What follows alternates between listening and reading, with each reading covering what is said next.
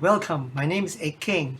I'm here today to tell you three stories by a well-known Singapore children's book writer, Jessie Wee. Now, you may know Jessie as the creator of Mochi Mouse. Well, let's begin. The story that I'm going to read the extract from is called Tug of War. Fawn opened his mouth to take a gulp of air. A piercing scream echoed through the house. Our hair stood on end. It was the most frightful scream we had ever heard. I stiffened. The scream was coming from my mother. I could recognize the rich, now fearful tones of her voice. I turned and ran out of the kitchen. So did the others. First Aunt followed in a daze behind us, too taken aback at the swift turn of events to stop our frantic dash from the kitchen to the dimly lit backyard. There I stopped. Beads of sweat broke out from my arms and legs as a sudden surge from behind brought me within close range of the python. Any moment now, I expected the python to turn its head and coil itself around me until I was wrapped up like the Egyptian mummy I had once seen in my history book. The others checked their surge forward at the sight of the snake. There was a sharp intake of breaths, followed by a terrible silence. Mother's scream froze in mid-air when she saw all of us pulling up just in time to avoid stepping on the snake. The python, unaware of its close encounter with a dozen children's feet, continued on its way. Its head popped into a hole in the chicken coop. We could see its muscles rippling down the full length of its beautifully patterned body. Too shocked to move, we could only stand and stare as more and more of the snake's body disappeared into the coop. The hens fluttered in panic. Their pathetic squawks filled the air. First Aunt, suddenly aware of the danger to the hens, moved like a flash of lightning.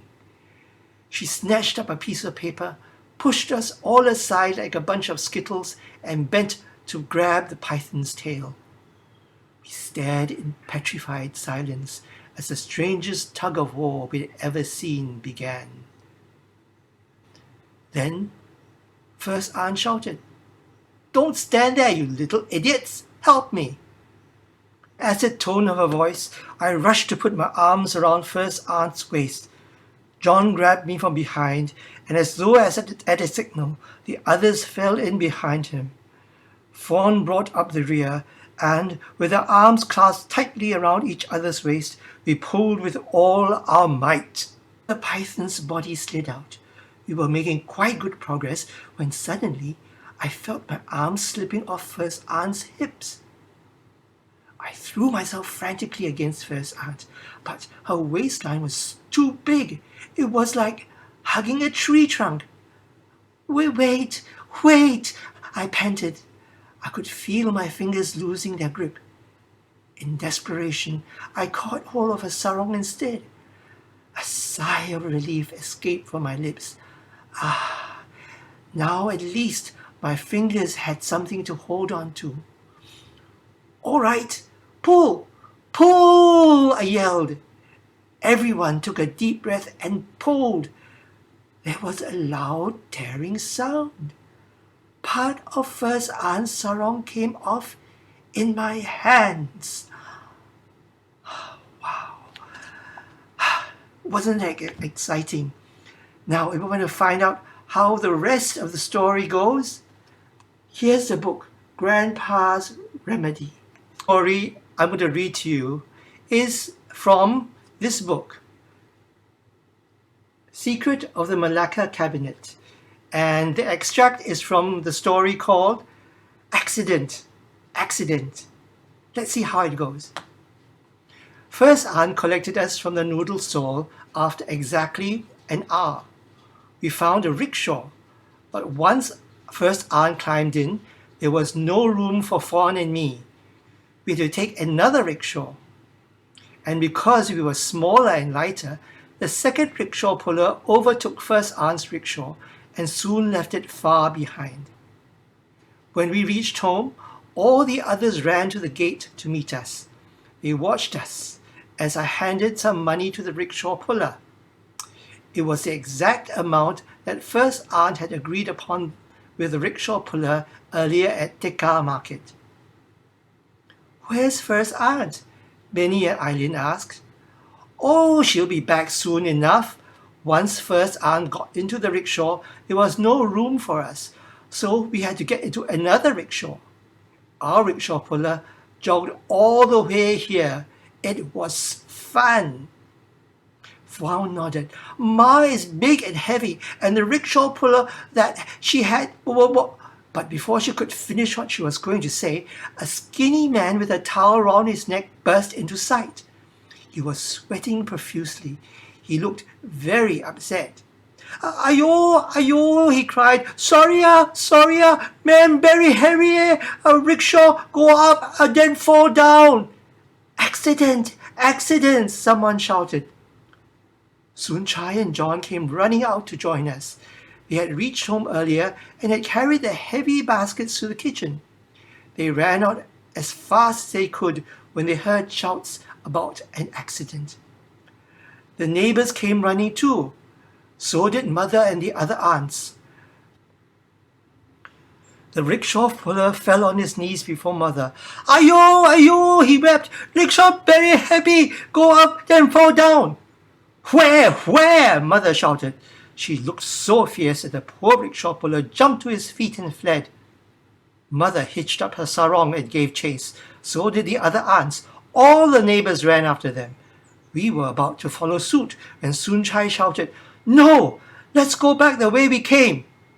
With John and me at his heels, the others followed, sweeping Fwan along with them. Wait for me, cried Tommy. I turned around just in time to see Benny scooping him and running after us. We had not gone far when Soon Chai, John and I saw handlebars of a rickshaw pointing up at the sky. The rickshaw had fallen backwards and First Aunt was trapped in it. Soon Chai and I ran back to the others, who were panting and struggling to catch up with us. Fwan was crying, and Benny looked as though he was about to drop Tommy. All of you wait here. Sit down and rest a while. We'll be back before you know it, I said. We herded the younger ones and all the others onto the pavement and made them sit down. Wait here for us. Don't move. We'll come back with Miss First Aunt before you can count to 100. Sis, I can count to pi, Tommy announced proudly as he showed me his 5 chubby fingers. I can count to 50, Fawn said proudly. Good, I said. The others will help you. I ran off to help First Aunt. Soon Chai encouraged the others to start counting before dashing off after me. I found a red-faced and furious First Aunt lying flat on her back in the rickshaw, with John looking on helplessly. She was struggling to pull her sarong tightly around her legs. She tried to pull herself upright without any success. John had tried to help her, but did not have the strength to pull her up. She was too heavy. Wow, that's really funny. That story came from Secret of the Malacca Cabinet, and it's a companion volume to Grandpa's Remedies. So if you enjoyed those stories, here are the books, and you can read many more stories. And these stories are true stories because they're about Jessie's own life when she was growing up. The next book I'm going to read from is The Little Men from Wix. And this is different from the other two because these are stories that Jessie wrote from her own imagination. And this is a story about a fancy dress parade. Let's begin. Azad had wanted his costume to be kept secret until the very last minute. The boy was beside himself with excitement. His classmates were going to love him. So was the whole school. Everyone was going to cheer for him. Keep still, Azad. I can't get the chimpanzee's head on. Keep still. You're worse than a monkey, Rahman complained. Azad laughed. He tried very hard to keep still, but it was not easy. All right, You can go now. Remember to do your chimpanzee act as you walk into the open. Good luck, said Rahman. Asad nodded. He snorted as he went to the door of the storeroom. He peeped out cautiously. Good. There was no one in sight. He would not be seen if he crept along the side of the building. He had quite a long way to go before reaching the school field. Uncle Lenigan, the school jaga, got up from his 40 wings. He yawned as he stretched himself. Slowly and sleepily, he stepped out of his quarters. It was time for him to clean the drains. If he had time, he would go to the school field and watch the children's fancy dress parade that the drink stall owner had told him about. Suddenly, he stopped. His eyes almost popped out of his head. There was a monkey bigger than all the usual monkeys he had seen at Bukit Timah Nature Reserve.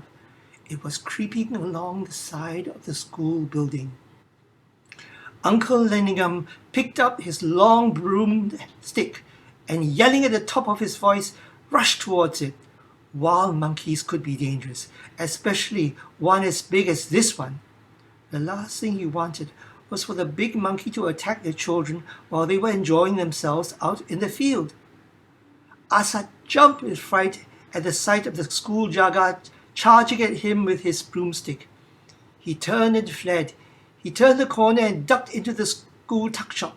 The lady meat seller dropped the empty bowls she was carrying and screamed at the top of her voice.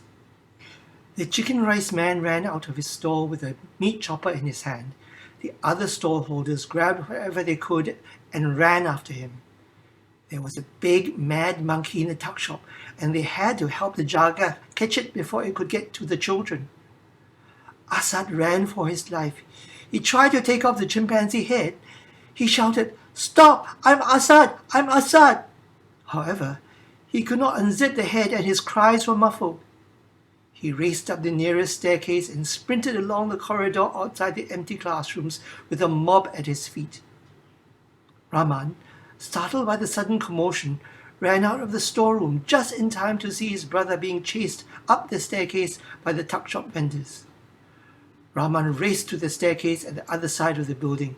He had to reach Asad before the others caught up with him. Asad ran down the staircase straight into Rahman. Thinking that it was one of the tuck shop vendors, Asad turned and ran towards the school field. Frightened screams echoed around. The children had seen the jaga, the chicken rice man, and all the other stallholders chasing the big monkey along the first floor corridor. And now the monkey was heading towards them.